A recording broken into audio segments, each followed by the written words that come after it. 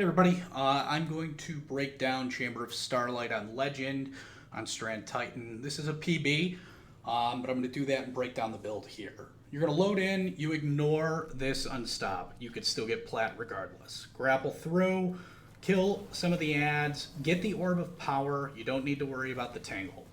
This is just so you get Woven Mail and extra melee regen. Aim down sights, kill this unstop fast. Should be a one punch. Throw this Tangle, aim down sights again, kill this unstop. Grapple up because of the ads. Kill the boss. She's got a lot, or like not a lot of health, so it's an easy one shot.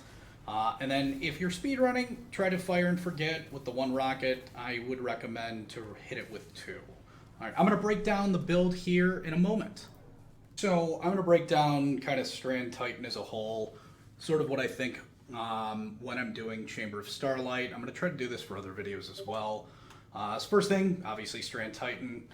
Personally, you're not going to be really using barricades at all. I guess Rally would probably be better than Towering. I personally use Strafe Lift.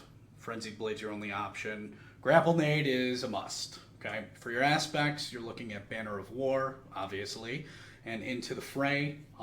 Give you Woven Mail by destroying a Tangle, and your melee regeneration is increased, so you're trying to get that as much as possible. Now, for the fragments, okay, Threat of Fury.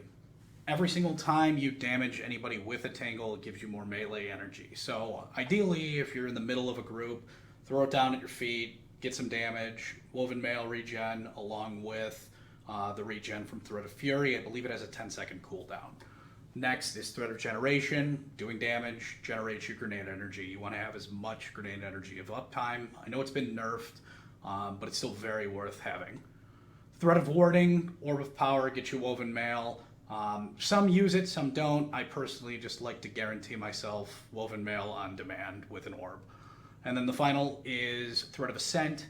Anytime you use your grenade, it reloads your current weapon, gives you also bonus handling and other things, stability, and reloads the weapon. So really good. I mean, like you see a lot of these Rain of Fire runs where just dodging once reloads everything.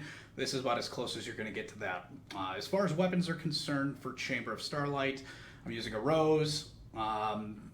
Just lightweight frame. What's nice about it is it's lightweight, extra movement speed. That's your standard unstop. It is solar and stasis this week, so I'm using it without remorse. Threat detector 1-2 punch. You could use an Ikelos. You could use any solar shotgun if you want. I like to have at least 1-2 punch enhanced. This way I have to hit less pellets in order to guarantee it. And then finally, Galahorn. Pretty self-explanatory. You really only need to use it once or twice on the run. As far as stats are concerned, I'm looking at a balance of 100 resilience is a must. I've got 90 discipline, 90 strength for both grenade and uptime and melee uptime. As far as what the build has, I'm looking at Solar Strand Siphon. I've got 2 siphons on and hands on. Kind of worthless just because you probably aren't going to get your super with how quickly this one goes. And then Syntheseps is the exotic. It's the best for this type of short content. Anytime you're surrounded, you get a massive damage buff. And then we're going to enhance this with 2 impact inductions. So any powered melee, you're going to get your grenade cooldown faster. So punch melee, pretty simple.